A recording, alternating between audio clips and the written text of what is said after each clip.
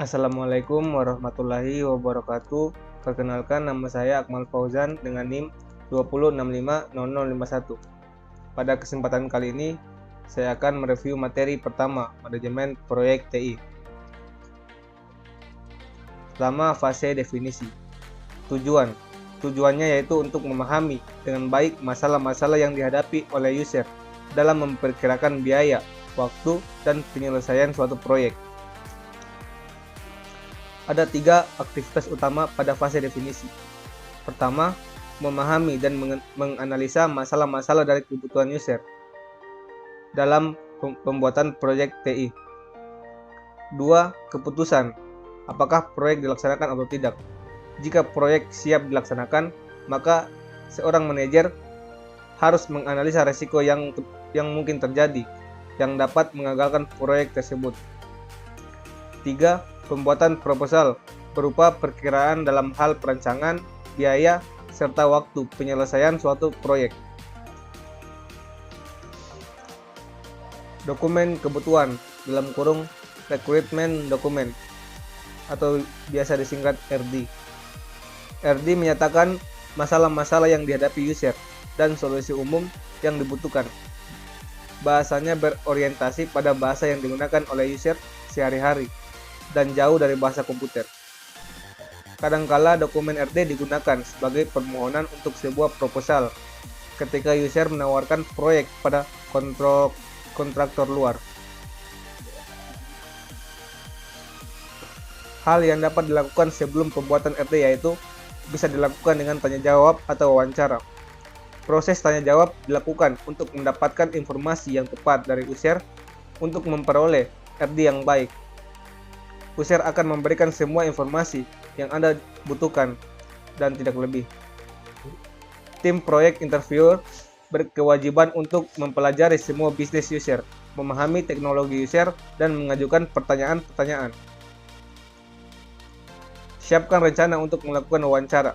Pelajari tentang bisnis yang mereka lakukan dan tuliskan pertanyaan-pertanyaan yang akan diajukan. Berikut ini pertanyaan yang berhubungan dengan wawancara yang akan dilakukan. Pertama, cari tahu tentang aliran informasi yang ada dalam perusahaan tersebut. Mulailah dengan pertanyaan-pertanyaan seperti informasi apa saja yang dibutuhkan untuk menjalankan kegiatan bisnis perusahaan. Kedua, seberapa penting aliran data baik antara departemen maupun antar individual. 3. Tentukan frekuensi, waktu, dan keakuratannya. Kedua, masukan-masukan yang diterima diikuti dengan pertanyaan-pertanyaan sebagai berikut. Pertanyaannya yaitu 1. Informasi apa saja yang dibutuhkan untuk menghasilkan masing-masing barang. 2. Informasi apa yang tersedia, kapan, dan di mana. 3. Informasi baru apa saja yang harus dikumpulkan. Intinya adalah ingat tentang 5W, yaitu what, where, when, dan why. Sediakan waktu untuk pertanyaan-pertanyaan di atas selama membuat rancangan dokumen. Hal-hal yang terdapat dalam rancangan dokumen. 1. Pendahuluan. Identifikasi perusahaan (user) dan juga penjual di mana RD tersebut ditujukan. 2. Tujuan proyek yang melatar belakangi tujuan dari proyek tersebut diajukan. 3. Fungsi-fungsi utama.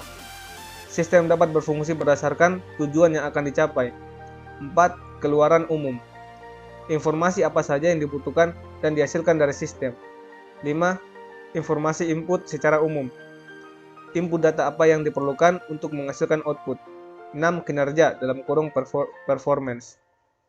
Kinerja dapat berubah transaksi, banyaknya data, serta laporan dan lain-lain, berdasarkan waktu dan proses yang maksimal. 7.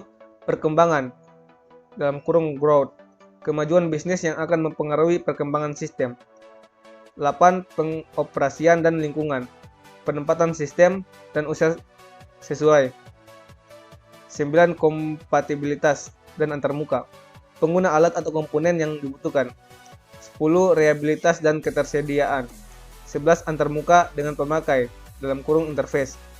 12. Pengaruh organisasi. 13. Pemeliharaan dan dukungan. 14. Dokumentasi dan pelatihan. 15. Keuntungan hanya RFP atau Request for a Proposal. 16. Persyaratan dan kondisi. Selanjutnya ada tanggung jawab user.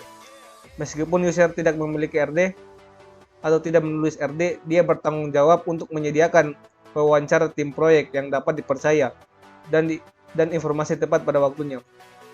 User harus dapat mengajukan orang yang mengetahui tentang semua sistem yang ada dan apa saja yang dibutuhkan untuk sistem baru. Selanjutnya, keputusan melaksanakan atau tidak melaksanakan proyek. Pertama yaitu setelah kebutuhan ditetapkan, langkah berikutnya adalah memutuskan apakah proyek bernilai atau dikerjakan atau tidak. Selanjutnya, untuk membantu membuat keputusan itu, suatu studi kelayakan dilakukan untuk menjawab pertanyaan, dapatkah sistem ini dibangun secara teknik? Selanjutnya, sayangnya tidak semuanya mungkin secara teknik, sehingga pertanyaan-pertanyaan untuk dijawab diubah menjadi dengan biaya berapa sistem dapat dibangun dan apa keuntungannya. Demikian hasil review singkat saya hari ini.